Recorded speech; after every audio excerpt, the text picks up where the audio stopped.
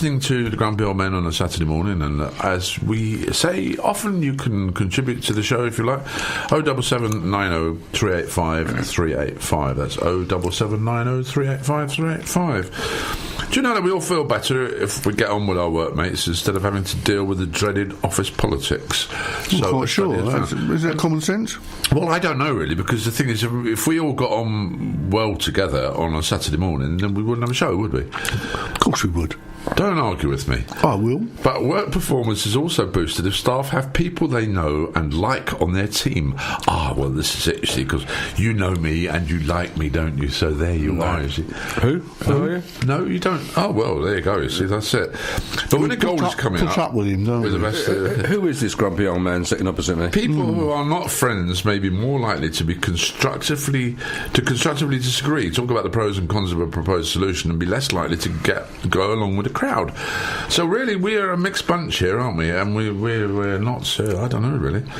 The study co-author, Professor Robert Lount, said, when employees are having fun together, it may have long-term benefits for productivity.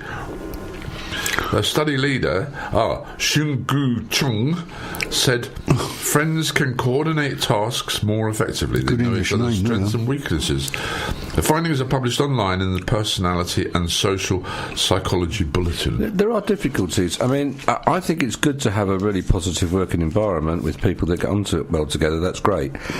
Employing friends can be quite difficult, particularly if something starts to go wrong. And wives. And wives is even more precarious. I do think that employing friends is a tricky situation. I've come across situations where I felt that a friend of mine wasn't doing their job properly. That has caused me problems.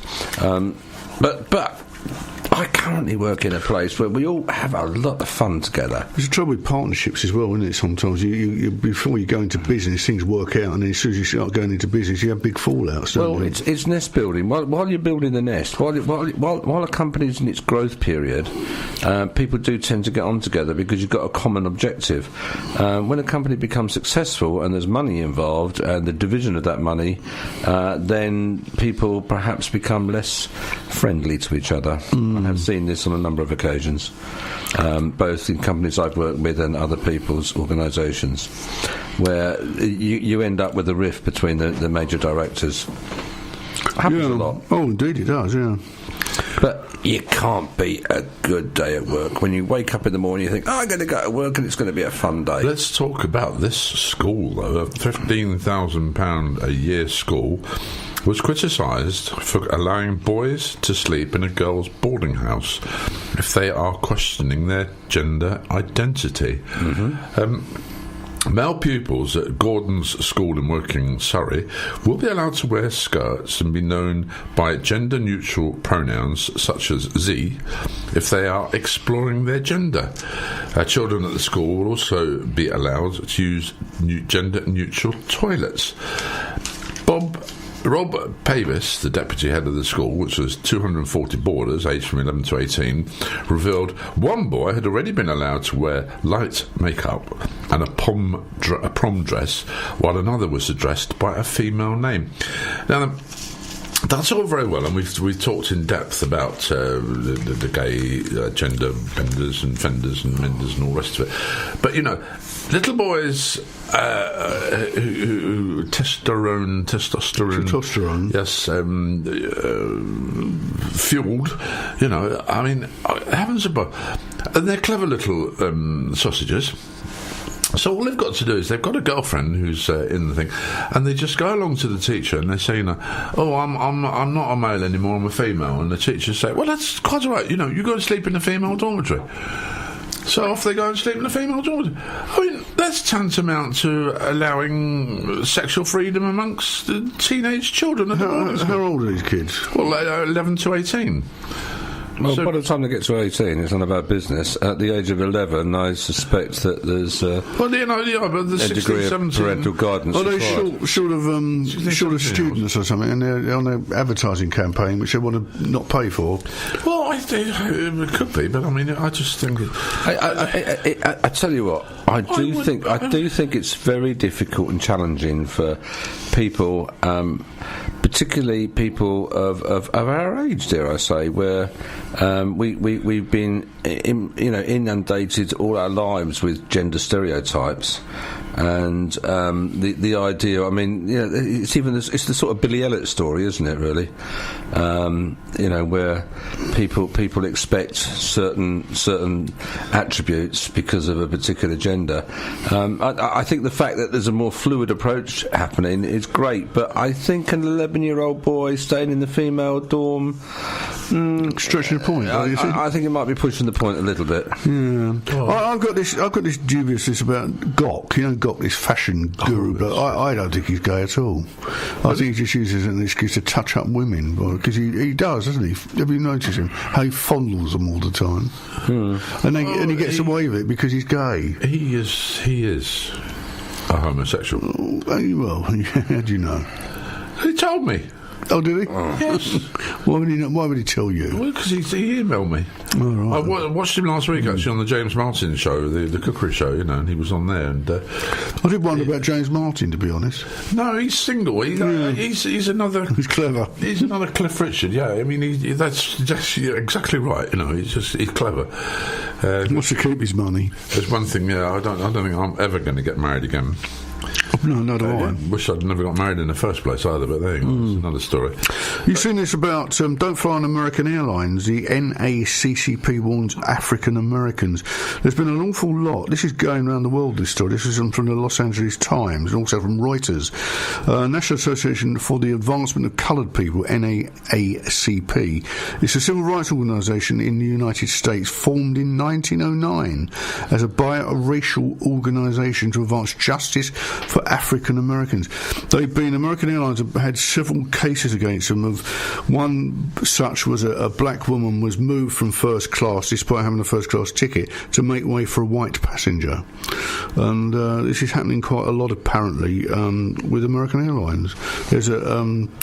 It's becoming rife, they say, within this airline. Well, then people should stop using that airline. Well, that's exactly what they're saying. They're trying to get people to boycott them. Because that is outrageous behaviour and not acceptable in any way, shape or form.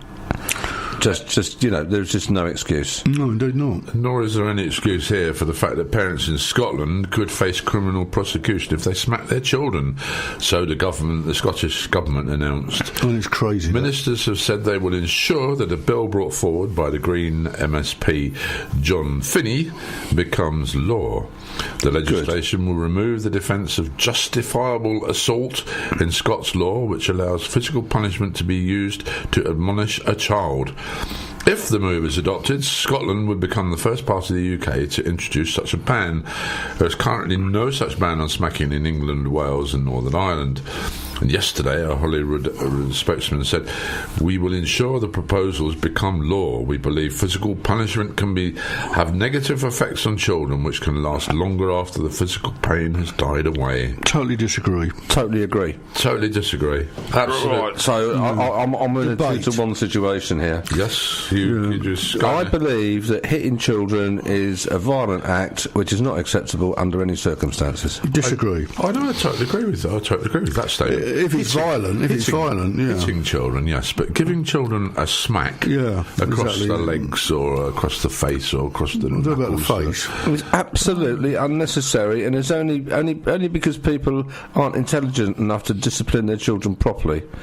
It is a lack of intelligence. When you're so thick, the only thing you can do is hit a child.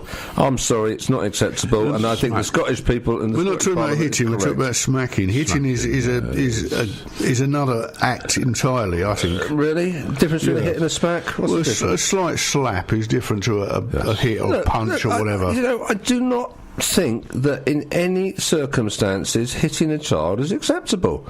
It's violence against a child, and it shouldn't be done. What about kids? What about kids that hit their parents then? Because this happens quite a lot with young children. Should you just laugh it off? No, they should be sanctioned as well. How would you sanction them? I would have them brought before some sort of institutional disciplinary action. I'll tell you what works very well with children is a police caution. So You've got no police to caution them, have you? The police aren't interested. You could send around a PSCO. The police aren't interested in this anymore, are they? Yeah, but let's not counter everything with one wrong makes another right. The bottom line is hitting children is fundamentally wrong. We're not, Alan. I think you're getting muddled up with the English language because I'm not getting muddled up. There's a hit, a smack, a punch, a kick. No, any form of physical violence on a child is wrong. I don't think a slap is physical violence. A slap isn't physical violence. No. Really? No. A slap is different from a hit. If I came over and slapped you, all right? Yes. If I came over and slapped you, you'd be perfectly entitled to ring the police and say I've been assaulted. Yeah, but again, there's levels of assault, isn't there? I mean, some people take this to ridiculous lengths, don't they? Assault and battery. Oh no, that's what they have for hens, isn't it? Were you never smacked as a child? I know. Me, I had the poo bitten out of me. Oh, there you go. Did it do you any harm? Yes. Did it? Yes. Oh, didn't do me any harm. Did it do you any harm? No. What's this? I got smacked. It didn't do me any harm. I'm sorry. That's just a macho out of date. No, it's fact. It's not a fact. Of course it is. It's a matter of opinion. Yeah, it's a matter of opinion, which is very different from a fact. It's this is like the splitting the hairs between a slap and a smack. It's just another bit of nanny state, I think. No, it's not a bit of nanny state. It's actually there to protect the child, and I think that anything that the state does to protect the child is a good thing. Okay, how are they going to police this, then? I think they police it when they're not going to catch an individual doing a little tiny having a tiny issue with their child. It's not going to be brought to the attention every time something happens. But when it is seen that a child is being smacked on a regular basis by a over-enthusiastic parent delivering corporal punishment, then I think the law needs to come down on that situation. There is no right of a parent to hit a child. Well, there's degrees, I think. I mean, we've been talking on this programme several times about the old style copper that used to come round and smack a guy around the ear for wrongdoing. What, you mean those thugs that beat me up in the back of a police car because I was a bit cheeky with them? Yeah, but that's a bit different, isn't it? No, it isn't. Well, it is. It depends. It's in degrees again, isn't it? No, it's not. You don't have degrees of these things. It's either wrong or it's right.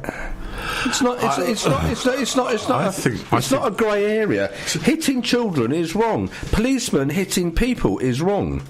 It's not debatable. Self-defence. I think self-defence is a very, very laudable excuse. In self-defence, you can murder somebody, I believe. I think the worrying point of all of this is the fact that you're going to get the teenager whose hormones are all over the place and all the rest of it, reporting to the police that their father's actually hit them. Oh, you word hit, right? Well, it happens already, doesn't it? Now, the police come along, all right, and they then give the parents a warning, etc., etc., and then social services are in, and social services then take the child into care when the child didn't want to go into care. All she had was the child shouldn't have complained about. No, they shouldn't. And it's like there's a case in the paper this week about a woman who has actually been jailed because she claimed that her boyfriend gave her a baby and then raped her and all the rest of it, and it was all prefabricated stuff, and it was actually proven, and so she got prison for it, which she jolly well should have done. It strikes me, wrong use of a word, but we keep bringing in these new laws that are supposedly got to be policed, but then we keep cutting down on the police that are going to police them. Well, there's a lot of difference in somebody driving down a car without insurance, or driving a car without lights, or murdering somebody, than actually a policeman going round to a house to investigate the crime of somebody's child being smacked or hit, as Alan would say. I mean, whose side do you take? If you were a policeman and you weren't round there, and little Johnny was sat there, and he said, my dad beat me up, he keeps hitting me and all this, and the father says, I haven't been anywhere near the child, I haven't touched him. Exactly. But we've got to remember that some of these kids are totally out of control, and parents cannot control some of these kids. So what are they to do? Social services aren't there to back them up, are they? Well, this is the problem, isn't it? And I think that's it's really rather worrying, because we're now moving parental control from parents to children. So it's going to be children control, because the children children of the damned. My oldest granddaughter is now 22, coming up